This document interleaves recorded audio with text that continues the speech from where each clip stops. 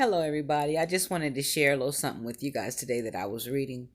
It's from the book called Jesus Calling. It's a nice little book there. Just has little passages, daily passages, but they're kind of nice. This one here for June 16th says, "Stay on the high road with me. Many voices clamor for your attention, trying to divert you to another path. But I have called you to walk ever so closely with me, soaking in my presence, living in my peace. This is my unique design for you, planned before the world began. I have called each of my children to a different path, distinctly designed for that one. Do not let anyone convince you that his path is the right way. And be careful not to extol your path as being superior to others' way.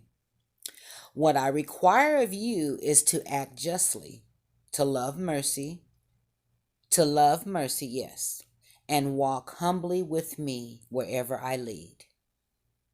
That was interesting. And it also referenced Ephesians 2:10 and Micah 6:8. It was nice to hear that. After everything I was sitting there thinking, I'm like, now dang, why is it that we always tend to go at one another the way that we do?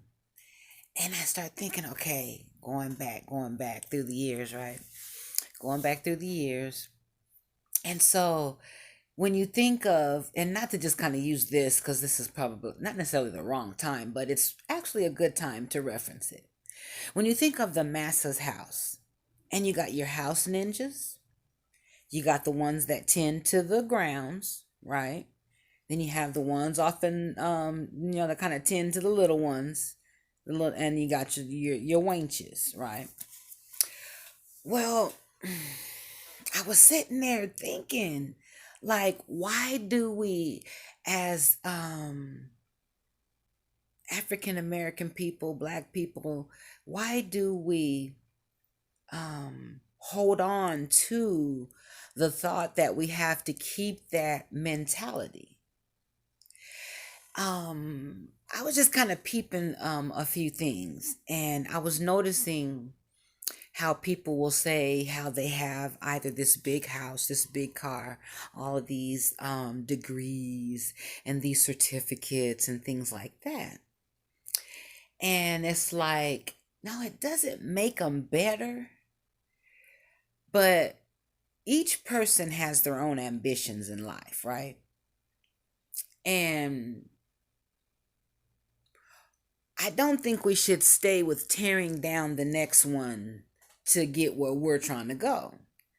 But how do you break that generational not curse? Because I just keep thinking of the adage where they say if you keep doing what you're doing, you're going to keep getting what you're getting.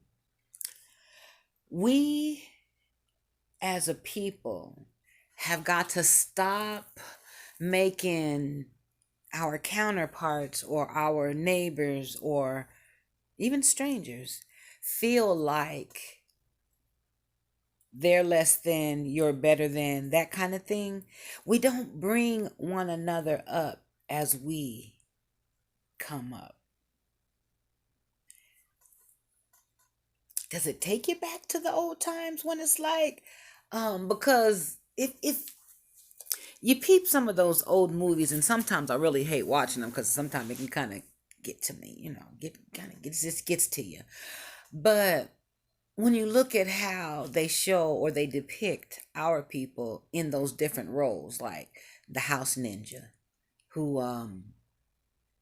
gets that warm bread versus that hard cold bread after they done, put their hands on it, passed it around, whatever. Damn near gave the dog some too. I don't know what the hell they do with it, but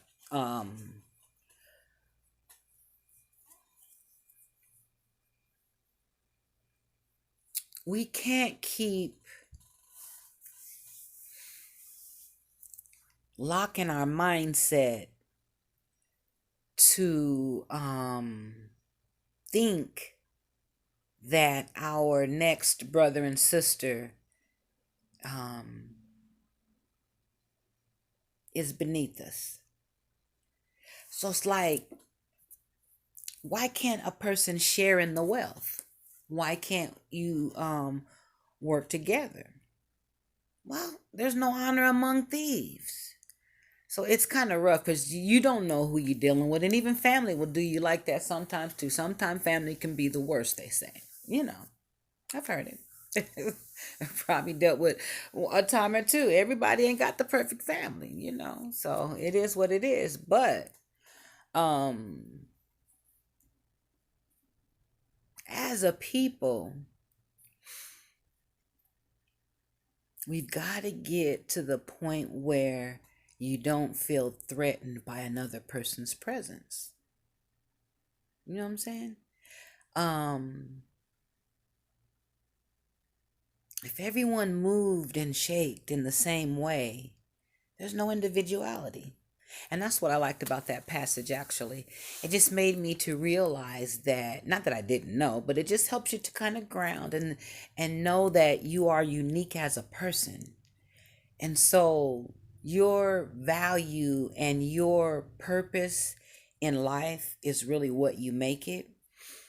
Um, if you think that you're that